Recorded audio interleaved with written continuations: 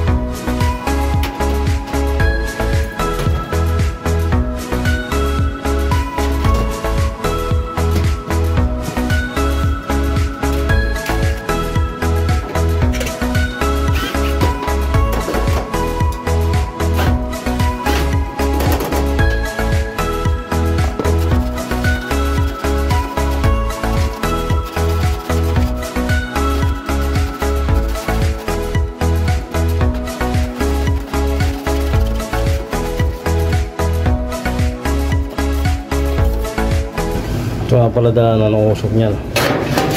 Dala ng usok niya papunta rito. Para i-open tong usok dito. Yan. Ayun, lalabas yung usok niyan doon. Tatlong layer yan. Sarado. Okay. Dahil stainless yung titirahin natin.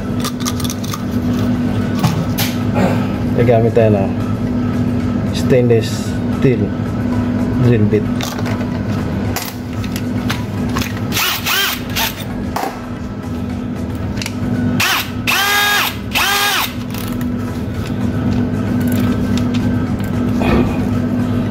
Tapos set natin dito sa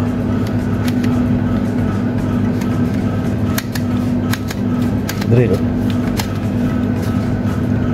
Yan. Drill. Pag dito, hammer yan. Dito tayo. Para wala hinto. Kung mapansin nyo pala mga kalikot, yung pinto nung tinanggal ko kanina na cover, hindi kasi matanggal ng buo yan dahil may nakaharang na air fryer nila dyan nila yung air fryer, hindi natin matanggal. So ginawa na natin ang para na ma-open tong side nito. Babalik ko naman ang maayos yan mamaya. Tapos yun mga kalikot, no, ito sinisimulan natin tapalan yung butas ng daanan ng usok.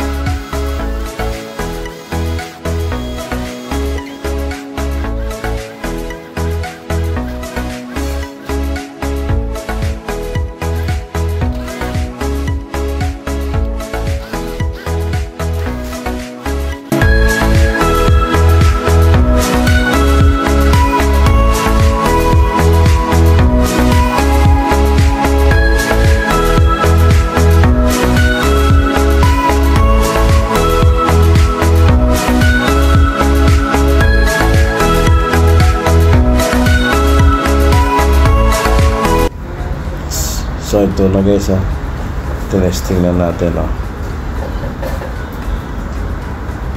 Yan, lumalabas na yung usok niya. Tapos pag okay na yan, maya maya isarado na natin to.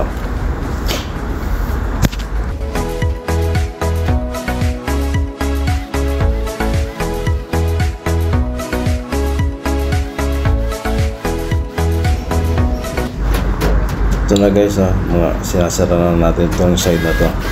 Tapos after nyan, testing na natin. Ito mga kalikot, okay na to. Malakas na yung usok niya papunta dito sa steam machine na to. Kasi nangyari na ito, hindi pumapasok yung usok, hindi nagising na maayos, nahihilaw yung kanin. So ito okay na to. Naayos na natin mga kalikot. Okay na siya. Salamat mga kalikot, hanggang sa muli.